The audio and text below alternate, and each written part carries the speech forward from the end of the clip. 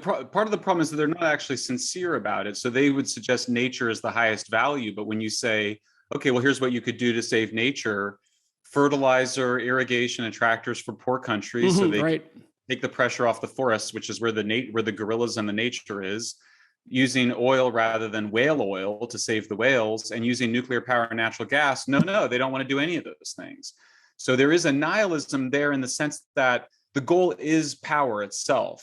No, there's also no such thing as nature. Like, think about that. It's like when you refer to France as an entity, as a person. So you're personifying it, or maybe you're deifying it to some degree. Well, that's what happens with nature. It's like, nature, what is that exactly? Well, everyone knows it's like an old growth forest or something. There's some vague set of images, but nature conceptualized in that manner is actually a deity of sorts, an unexamined deity, and who God only knows what it means. I mean, you look at what happened in Nazi Germany before the Nazis took power, because they were allied pretty tightly with certain kinds of environmentalist thinking. Purity, for example, very big pushback against invasive species, for example. It's quite interesting. It's like, well, there is this worship of whatever it is that nature signifies, and symbolically it signifies something like, well, the maternal as put against the patriarchal, so that's in there. The warm embrace of mother, that's all in that symbolic realm. There's a great book about that called The Great Mother by Erich Neumann. Best book ever written on that in the 1950s, an absolute classic. And it outlines the entire domain of symbolism of the positive feminine. And so you do see this religious struggle between those who are now advocates of the positive feminine and detractors of the negative masculine.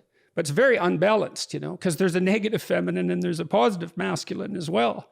So we're all tangled up in that. We don't understand it.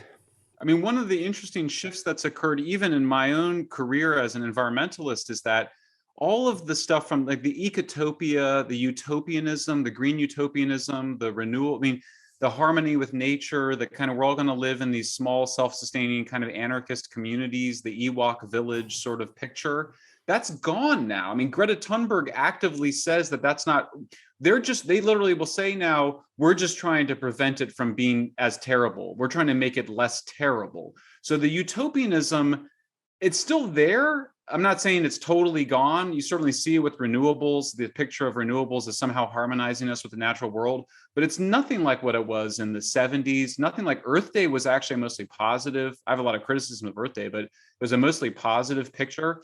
So what's striking to me is the disappearance of even that positive picture from apocalyptic environmentalism. I wouldn't have predicted that apocalyptic environmentalism could sustain itself with such a single polarity without this much more positive, romantic utopianism, which was really even there. It was there 15 years ago, 20 years ago, but it's somehow gone. So you don't get that picture from Greta Thunberg. Yeah, well, depression can be all consuming, you know, and you know, another thing Jung pointed out very blatantly, he said, well, what's really going to threaten us, he wrote about this in the 1950s, is unexamined psychic epidemics. And he meant psychological epidemics and their effect on the political structure, because he thought, well, we've become the most powerful force on the planet, and now our unrecognized psychological, what would you call them? Our illnesses is good enough. They're going to manifest themselves in all sorts of ways that are going to be extraordinarily dangerous given our power. And so I mean, okay, so you were